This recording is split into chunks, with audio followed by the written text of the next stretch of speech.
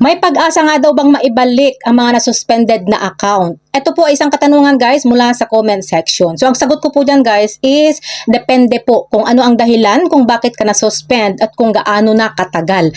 Kapag po nasuspend tayo or na-disable yung Facebook account natin, bibigyan po tayo ni Meta ng hanggang 180 days para mag-submit ng appeal. Pero kapag lumagpas ka na sa 180 days at hindi ka nakapag-appeal, permanent na po yan na mawawala na yung account mo at hindi na maibabalik pa.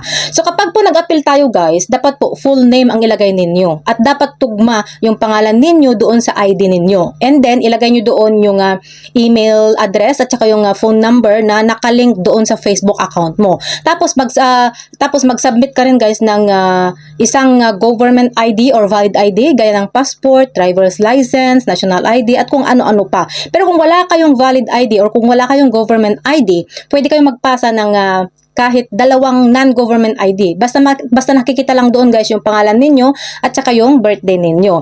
At kapag naipasa mo na lahat-lahat yung mga hinihingi ni Meta, mag-antay ka na guys ng usually 24 hours hanggang 72 hours dahil nga i-review pa nila yung kung tama lahat yung mga pinasa mo o hindi. Pero minsan guys, umaabot siya ng 7 to 14 days or 60 days kapag matagal na yung account mo. Pero kung paulit-ulit ka nang nagkakaroon ng violation sa community standard o di kaya gumamit ka ng mga fake na pangalan, impersonation, o di kaya harassment, may posibilidad na permanent disable na ang Facebook account mo. Dahil nga minsan guys, talagang hindi na yan ina-approve pa ni Meta na kahit pa mag-appeal ka, o di kaya minsan kapag sobra-sobra na talaga yung kasalanan mo, tinatanggal na ni Meta yung appeal button, kaya wala nang option pa. Kundi wala na talaga, mawawala na talaga yung Facebook account mo.